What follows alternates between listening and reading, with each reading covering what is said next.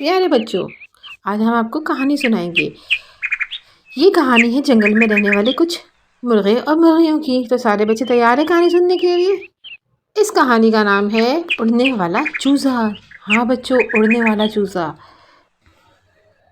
ایک جنگل کے کنارے کچھ مرغے مرغیاں اپنے چوزے اور انڈوں کے ساتھ مل جل کر رہتے تھے اور دوسرے چوزوں اور انڈوں کا بھی خیال رکھتے تھے۔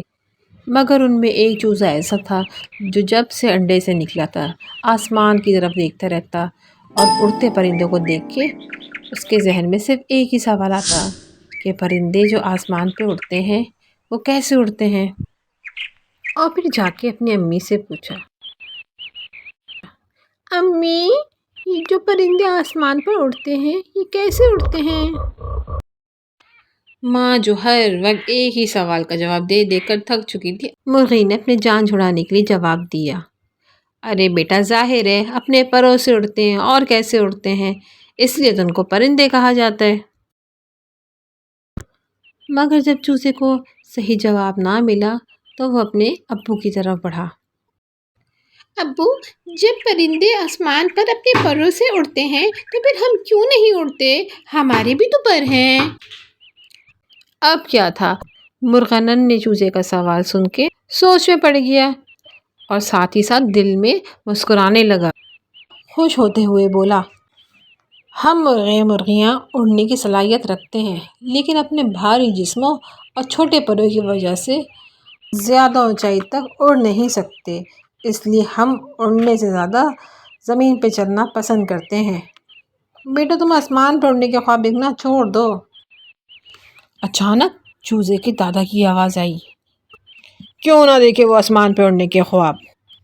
آسمان پہ اڑنے کے لیے پروں سے زیادہ حوصلے، ہمت اور لگن کی ضرورت ہوتی ہے، محنت کرنی پڑتی ہے، ہار کے خوف کو دل سے نکالنا پڑتا ہے۔ پر ہونے کے باوجود ہم اس لیے نہیں اڑ پاتے کہ ہمارے پر چھوٹے ہیں، اصل وجہ یہ ہے کہ ہم اڑنا ہی نہیں چاہتے۔ دادا نے پہلے تو بیٹے کو غصے سے گھورا، پھر ننھے چوزے کو پیار کر کے آگے بڑھ گئے۔ ابا نے شکر ادا کیا کہ اب چوزا مزید سوال نہیں کرے گا۔ دادا وہاں کے سب سے ضعیف مرغے تھے۔ ایک دن انہوں نے ننھے چوزے سے کہا، بیٹا اگر ہمت کی جائے تو بغیر پروں کے بھی اڑا جا سکتا ہے، اب دیکھنا یہ ہے کہ تم اپنا دماغ کیسے استعمال کرتے ہو۔ اگلی صبح ننھا چوزا اپنے ڈڑپے میں نہیں تھا۔ کونا کونا چھان مارا، ننھے چوزے کی تلاش میں جنگل کے سارے جانور نکل پڑے۔ بطخوں کے تالاب کو دیکھا، پرندوں نے آسمان کی بلندی سے نیچے دیکھا، لیکن ننھے چوزے کا کچھ پتہ نہیں چلا۔ ایک کبوتر کو جنگل کے کنارے ننھا چوزا نظر آ گیا۔ کبوتر نے جا کے اس کے گھر والوں کو خبر دی۔ ننھے چوزے کے والدین اور دادا وہاں پہنچ گئے۔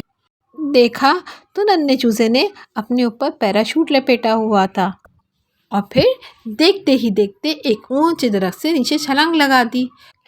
ننھا چوزا پیراشوٹ کے ذریعے بلندی سے نیچے کی جانب اپنے خیال میں اڑتا ہوا آ رہا تھا اور اپنی اس کامیابی پر خوب کھلکھلا کر ہنس رہا تھا۔ آہا میں اڑ رہا ہوں، دیکھیں امی، دیکھیں ابو، دادا دیکھا آپ نے، میں اڑ رہا ہوں، یہ مجھے کتنا مزہ آ رہا ہے۔